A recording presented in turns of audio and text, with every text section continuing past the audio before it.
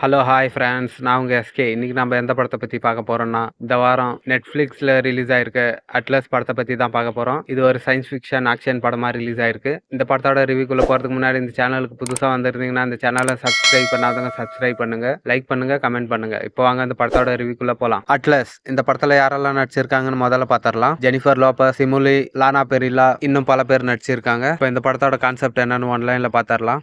சாதாரணமா வீடுகள்ல வேலை செஞ்சுன்னு இருக்க ரோபோக்களை தன்னோட கண்ட்ரோலுக்கு எடுத்து மனித இனத்தையே அழிக்க நினைக்குது ஒரு ரோபோ. இந்த விஷயம் கவர்மெண்ட்டுக்கு தெரிஞ்சு அந்த ரோபோவை பிடிச்சி அடைச்சி வைக்கிறாங்க. அடைச்சி வச்சதுக்கு அப்புறமா அந்த இடத்த விட்டு தப்பிச்சு போகுது. போகும்போதே திரும்ப வந்து இந்த உலகத்தை நான் அழிப்பேன்னு சொல்லிட்டு தான் போகுது. அதுக்கப்புறமா 18 வருஷம் கழிச்சு அந்த ரோபோவோட நடமாட்டம் இருக்கிறத கவர்மெண்ட் கண்டுபிடிக்கிறாங்க. இந்த ரோபோவை எப்படியாச்சும் கட்டுப்பாட்டுக்குள்ள கொண்டு வர நம்ம ஹீரோனி கிட்ட ஹெல்ப் கேட்கறாங்க.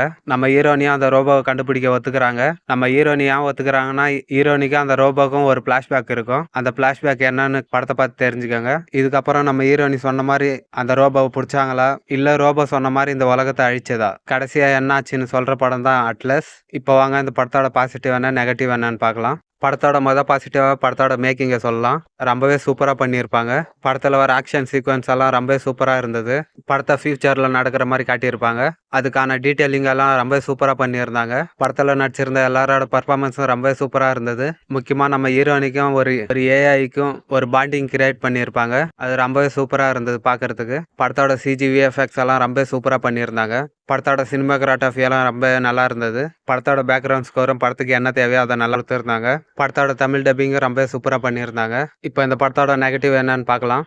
படத்தோட நெகட்டிவாக படத்தோட ஸ்டோரியை சொல்லலாம். ஏன்னா இந்த மாதிரி ஸ்டோரியை பல படங்களில் பார்த்ததால இந்த ஒரு ஸ்டோரியில் புதுசாக எதுவும் இல்லை. படத்தோட ஸ்க்ரீன் பிளேவும் ஒரே டெம்ப்ளேட்டில் தான் பண்ணியிருக்காங்க. நம்ம என்ன நினைக்கிறோமோ அதுதான் அங்கே நடக்கும். ஸோ அதுவும் ஒரு வகையில் நம்மளுக்கு போர் அடிக்குது. படத்தில் எந்த ஒரு ட்விஸ்ட் அண்ட் டர்னும் இல்லை. படம் ஒரே ஃப்ளாட்டாக போன மாதிரி இருந்தது. ஓவராலாக இந்த படம் ஒன் டைம் பார்க்குற அளவுக்கு ஒரு ஆவரேஜான படம் தான். பார்க்கணும்னு நினைக்கிறவங்க பாருங்கள். படம் தமிழ் டப்பிங்லேயே இருக்குது. படத்தில் செக்ஷுவலான சீன்ஸ் 1-2 இடத்துல இருக்குது. ஸோ இதெல்லாம் மைண்டில் வச்சுன்னு பாருங்கள். மேலும் இந்த சேனலை சப்ஸ்கிரைப் பண்ணாதவங்க சப்ஸ்கிரைப் பண்ணுங்க, லைக் பண்ணுங்க, கமெண்ட் பண்ணுங்க.